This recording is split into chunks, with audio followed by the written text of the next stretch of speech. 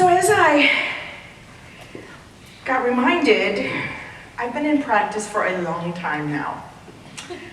Yeah, got a degree, got all that education, got all this practice, foster kids, schools, clients, got some modalities in my pocket that I use with people. But it has still always boggled my mind, and I've never really understood how there's 8 billion people on the earth, so there's a lot of similarities. You just can't have that many individuals' experiences. And yet, 2 people can have very similar experiences, think, talk, and come out of it so differently. One might come out of it like, why did that have to happen to me? I don't understand why that stuff keeps happening to me. What's wrong?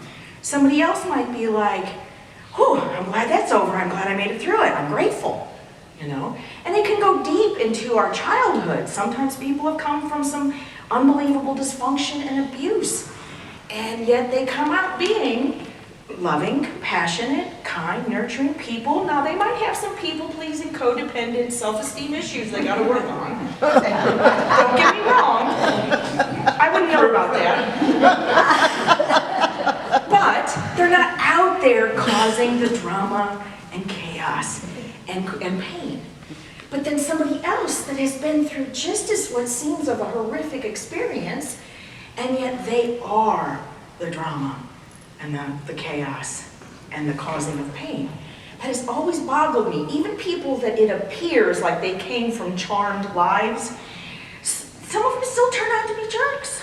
Some of them still turn out to be wonderful people. That just boggles my mind. Is there some plan? Is there some fate? Did we agree to this? Or, is there a crossroads somewhere that they made a decision to go one way or the other? I do have to say that I feel like, for myself, I keep coming back to what Carl Jung talks about. And he's quoted to say, I am not what happened to me. I am what I choose to become. And that sometimes can be a really difficult pill to swallow of responsibility, especially for those of us that it seems apparently innocent for some of the yuck that's happened in and around us, and why. So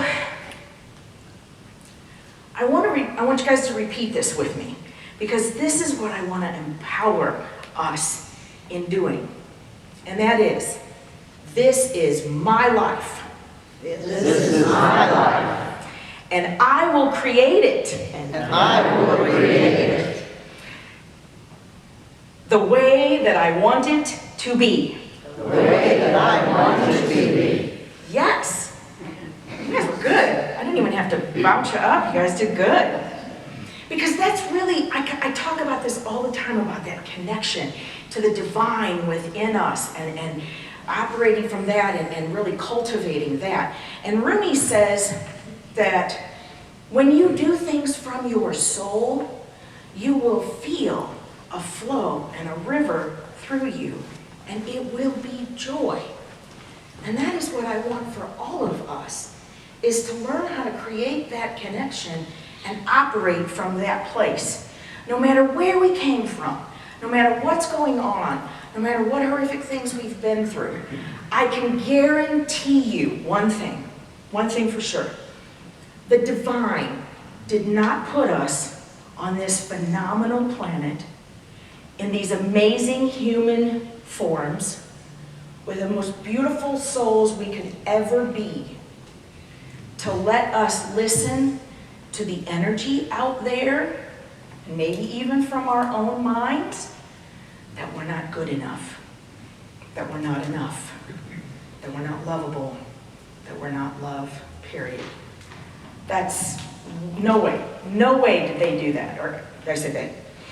So, to shift this though, because sometimes it's hard, when things are going on in life, to think, wait a minute, okay, what is going on here? So no matter what, it's sometimes about us shifting that concept in us and knowing the truth of what's really going on. And sometimes that takes a great leap of faith. Are you guys willing to take a leap of faith with me? Yes. Yeah. Awesome. because you know what? We're doing it anyway. We've been doing it, right? We took a leap of faith many years ago, and we're doing it. So let's have some fun. Yay. I know, right?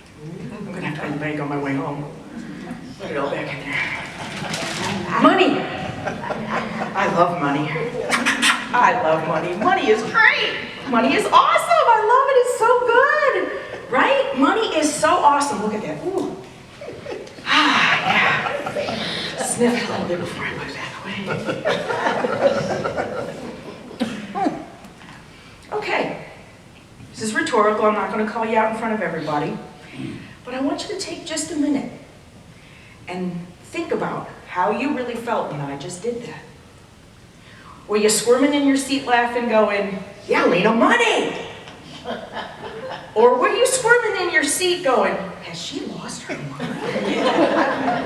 This is Lena, she's spiritual. She got a hang up with money? Or did you think money's just energy? Be honest with yourself. If you felt any resistance in that at all, that's one of those little things that you can work on letting go of and making space for more of that. Okay, this can actually be with anything that happens in life. Remember, I've talked to you about how I was raised in that environment, that as long as you grew up, got a job, paid your taxes, paid your bills, you were a decent human being. That's what it was all about. You didn't have to like your job, you didn't have to like how you live in life, just pay your bills. And even as a kid, I was pretty observant to going, y'all seem kind of grouchy. Y'all seem really cranky. And you don't seem very happy and you're pretty miserable. And I'm even seeing things turn into illnesses and sicknesses and dependencies and even addictions. And I'm going, there's got to be something better than this. So these are just a couple of examples, but it can be anything that you have kind of like taken in as programming throughout your life, that you've accepted these concepts. It can be the way that you think about your body, the way that you think about love. How many times, let's be honest with yourself, how many times you've been at a wedding that somebody either next to you or you goes, I wonder how long that'll last. You know, what is our version of love? Do you know what I'm saying? It's sad how sometimes we really are, you know, these things come flying out of our mouth. How much of it is coming from some kernel in us? You know, I mean, good God, I gotta have my inspirational moment person give me an ad, so, you know, I don't know what mine is on love, I don't know. Anyway, okay, so what do we do about this? What are we going to do to change this? What can we do to kind of, to have a different perspective on this? The first thing I want you to do is know that you are perfectly perfect right here, right now, for who you are. And you always are, because the beautiful soul that I talked about earlier is perfection. All we're really trying to do is improve and enjoy this human experience more. And I've said it before, and I'm going to beat this drum until we get it. Tesla says, Nikola Tesla says, this is, if you want to understand the mysteries and the secrets of the universe, you got to look at it in vibration, energy, and frequency. So, even as a practitioner, it bugs me when we got to label things or put terms to it or words to it. And sometimes we need to do that. We're wounded or whatever. But really, if we can, let's just look at it that we're human beings having this experience, and it's about raising our vibration. Not that there's something wrong with us or that we're flawed. We're just raising our vibration. That's it. That's all it is. You cannot add more time to your life. You just can't. You might be able to take care of yourself and be healthier and all that kind of good stuff. But do you know what you can do? You can add more life to the time that you have. And anything that you've already lived is done and over with. It's your choice what you carry with you and what you don't. And I think it was Linda that said, somebody told her, travel light. Yeah, travel as light as you can. You know, and I even looked it up. Evidently the life expectancy of a white female in America is right at 80 years. So when you take off, I mean, I even have a propensity genetically for longevity, but that's still not an iffy thing. don't know, right? What do we want to do with the time that we have into putting in that our life and what we want? So, let's go back to the money thing real quick. If I would have brought Elijah in here and I would have gushed about Elijah like I did the money, would any of you guys question that? No, you'd have known, because I love him so much and he is an amazing being. But you did have a different reaction to the money. So right here, right now, I want y'all to think about somebody in your life. If you can narrow it down to one, that's easier, just for your own mind's sake. Who in your life would you climb mountains for? Swim the oceans. Do anything you could. You see them and you want them to have the best life possible. You want them to have good things in their lives. You want them to be loved, right? So what I want you to do is I want you to treat yourself like you're somebody you care about. Treat yourself like you're somebody that you love, like that. Okay? And it's kind of interesting because no matter what it looks like, we want to try to keep ourselves in an arrangement of our lives, and we want to decide, okay, what am I going to do with this? If I want to raise my vibration and my frequency, what do I need to do? Clean house, literally and figuratively. Seriously, it's good to take a physical look at your surroundings, declutter, get rid of it, give it away, whatever, trash it. I love those kind of things, man. My trash men don't, but I love them. But it's taking inventory of yourself as well. And then decide of the people, places, and things in your life. What's working for you? What makes you feel good? What does lift your vibration and energy? Keep the people close in your circle that help you laugh, help you love, help you let go of the negative and think of the positive. But the ones that don't, it can be as much as truly walking away and letting go. Or at least rearranging them somewhere in your life to where they're not as impactful as what they could be. Okay? This is a decision to make for yourself. Love the ones that treat you well. Now this is the hard part. For the ones that don't treat you well, just pray for them. Because we know our attention goes, or our energy goes where attention goes. So we don't want to give the things that aren't really boosting our energy and vibration too much attention. Gotta let it go sometimes. And you know, falling down in life is just life. But getting back up and living is really what it's all about. Okay, now to do this, we really have to accept and embrace the fact that energy transfer is real. Have you ever felt great and gone into a store and a few minutes into it, you're feeling drained? You know? Or you meet up with somebody that you start talking and the next thing you know, you just feel like you need a nap. You're just feeling it go. This is real. And I'm not saying, I mean, we can all do this. We all have our days. Even our best friends have those days, but it should be mutual and reciprocal, okay? But in general, what are we doing to raise our vibration and our frequency? You got to give yourself permission to protect your energy.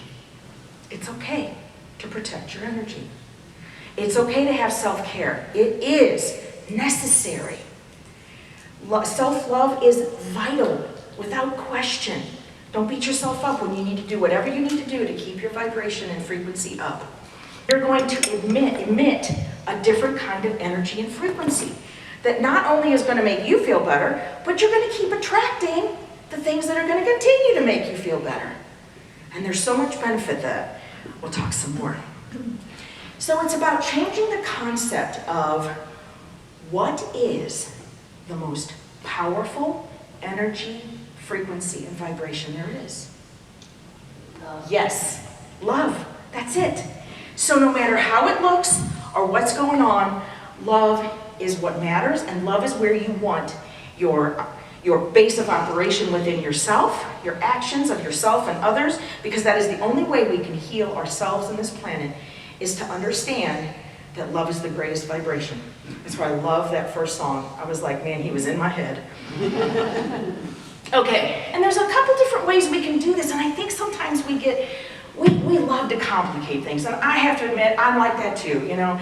It was that one show that she said, yeah, I'll chew a piece of gum until there's no flavor, and then I'll take it out and stick it in my hair.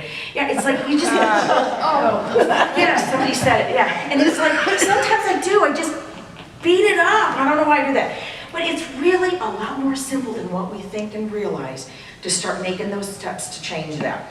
Now, I got this quote, and I actually had to look it up and make sure that it was real, because it's Bruce Lee, okay? And I'm like, really, Bruce Lee said this? And I at least confirmed it in 2 different locations, so. It's about self-love and the way that we talk to ourselves. That's simple. He says, don't speak negatively about yourself, even as a joke, because your body doesn't know the difference. Words are energy, and they cast spells. That's why they call it spelling.